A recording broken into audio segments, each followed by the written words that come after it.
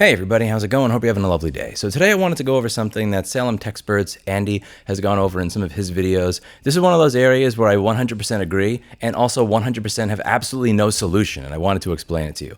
When he talks about a lot of the right to repair bills, he says that in these bills, because there is no limit on profit, that they are functionally useless. I am not one of those people who's going to come out here and say, look at all the bills I passed and how successful I am, because I work in the same industry as Andy, so I completely realize how hopelessly and utterly fucked almost all of us are, the same way that we were many years ago. In any case, probably more than we were several years ago, because getting access to the parts and everything you need to do your job, and it's actually more difficult now than it was 10 years ago because of how manufacturers have really cracked down on every element of their supply chain. This is something that he has discussed in great detail, that you have a battery that attaches to a Samsung phone screen that costs $206. You have your right to repair, but your Pixel 6 Pro phone screen is $255 for a phone that you could get on eBay for $169. You have many parts that are very, very expensive. So they say, we've made available to you the same part that we make available to our authorized repair centers, but the entire reason that you don't use the authorized repair center is because they're too expensive to begin with.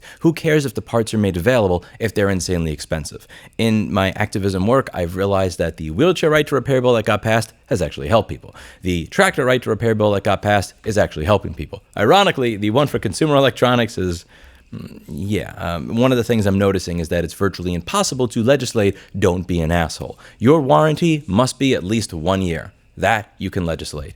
You must have a cancel button on your website that is as easy to cancel as it is to sign up for a service. That is simple to legislate. Make parts available at a fair and reasonable price.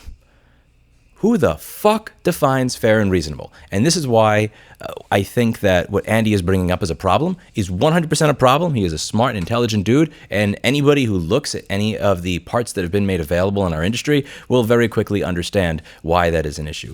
When you have Samsung sells the battery to the phone, adhesed to the screen as one assembly, so if you want to replace your battery in your $200 phone, you're paying $206 for a battery. Big problem. You can't define fair and reasonable. It's impossible. It's not something that you can do. Even within our own industry, nobody understands what fair and reasonable is. When I have a customer walk into my store and we recover all the data off of their phone for $350 after everybody else says no, they will literally give me a hug and sometimes tear because we got back information or we got back pictures of somebody who had died that they thought were backing up to iCloud that were not. They are so incredibly grateful. And then there are other people that if I say it's going to be $55 to do this particular job, $55 to replace just 2 components? Really? Is that easy for you? There is no such thing as fair and reasonable. Our customers don't know what fair and reasonable is. And then when we discuss our experiences on web forums, or when I used to use Facebook groups before I deleted that shit several years ago for my own mental health, people within our own industry cannot define what fair and reasonable means. You'll see people that complain about others who are devaluing the craft by doing repairs for cheaper, and then the people who are doing the repairs for cheaper call on the people who are doing them expensively ripoffs. Hell, even my own website and my own company is going on a campaign against all these scammers in data recovery that are charging people $2,000 to $3,000 for replacing iPhone charge ports and calling it data recovery. Who defines what fair and reasonable is? And how do you really get into the brass tacks of exactly what something is going to cost?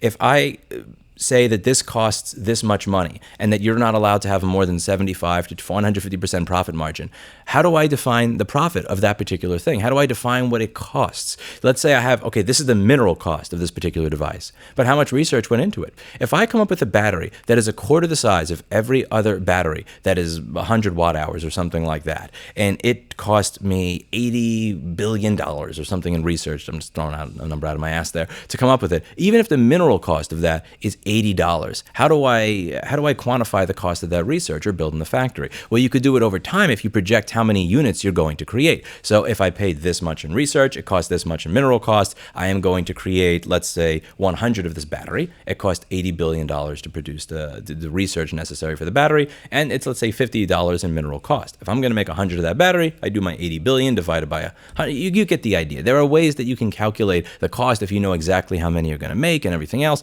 but these things are not static. At the end of the day, with most businesses, when you're creating something like this, there's a lot of random spitballing spray and pray that goes into producing these types of products. To come up with a law that says that there must be a particular profit margin on a specific thing, on a specific part that is being sold, when you have all these other factors that are going into it, is virtually impossible, and it's not doable. And so this is one of those areas where something that Andy says is 100% true, and I agree with him. As somebody who shares his industry, he is 100% correct in pointing out how absolutely fucked we are. While simultaneously, I don't have a solution for this. I'm answering because many people have emailed me asking what I think of this, and I have absolutely nothing to tell you other than, yeah, he's right. And there's absolutely jack shit you can do about it.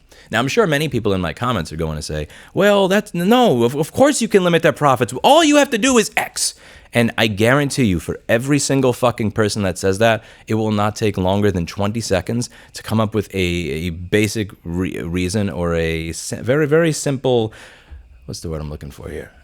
Oh, this is what sucks about back pain. So you gotta get a thought straight. Scenario, that's it. A simple scenario that is going to go over how and why that is going to fail horribly. It don't work. Legislating "don't be an asshole" is damn near impossible. And it's one of the reasons that my company has started to shift from doing a lot of repair to a lot of data recovery. And it is also why I suggest that people who are particularly in that sector of the repair business not stop doing it altogether, but start looking for the door, start looking at the other areas that your business can offer value. Because again, you have a bill that says make available the same parts and diagnostics and tools you make available to your authorized repair centers. And does that mean you're getting a chip from the motherboard? Or does that mean you're getting the whole board? Does that mean that you are going to be getting the LCD cell, the front glass of an LCD screen? Or does that mean you're getting the whole assembly? In some cases, these parts are actually being released at virtually no profit margin. If you take a look at Apple's independent repair provider program, sometimes you can buy the top of the line motherboard for a particular device, and then you return the old motherboard that's broken. And I think in some of these cases, you may actually be getting that below cost. But you're getting the entire board. What you need is the chip. And if you go to the person who manufactures the chip, they're going to say, no, we don't sell that to you. Legislating "do not be an asshole" is very, very difficult. And it's something that I'm finding out after 12 to 13 years of going over a lot of this stuff in right to repair. As a cultural movement, I will never stop believing in right to repair. I will always believe in right to repair. At the same time, many of the problems that we are experiencing in the practical real world as independent repair shops are problems that I can 100% point out to you, but I can also admit I don't have a solution for that. I don't know. I'm going to nod at all the people that are linking me to Andy's video and saying, what do you think of this? And go, yep, he is 100% right. We are 100% fucked. Let me know what you think in the comments down below. That's it for today. And as always, I hope you learned something. This is Blackberry the cat.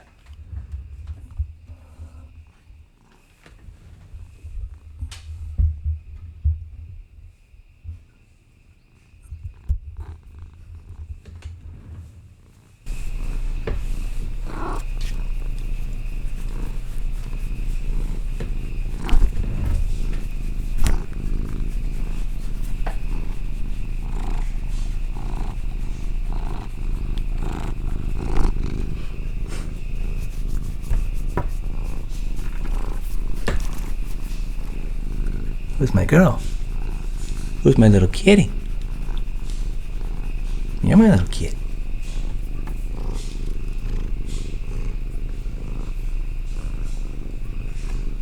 Ah.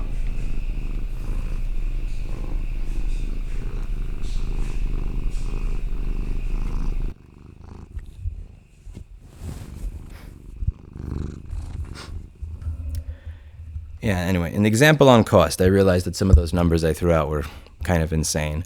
And I also realized I'm not going to be editing this video because I have absolutely no desire to sit in this chair for longer than like 3 or 4 minutes at a time without having to, because sitting sucks now. But you get the idea. If you have how much does it cost to build a factory to build this particular part, how much research went into this particular part, it's not just the cost of the minerals and everything that went into the part, but it's also all these other costs that you have to amortize over a particular period of time.